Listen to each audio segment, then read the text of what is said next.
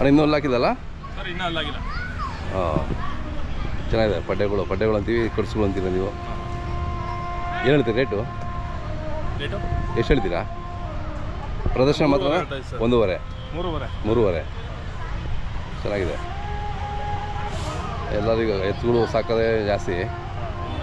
ಇನ್ನೊಂದು ವರ್ಷ ಇನ್ನೂ ಚೆನ್ನಾಗಿ ಆಗ್ತವೆ. ಹೌದೌದು ಚೆನ್ನಾಗಿದ್ದಾವೆ. ನಿಮ್ಮ ಮೊಬೈಲ್ ನಂಬರ್ ಕೊಡ್ತೀರಾ?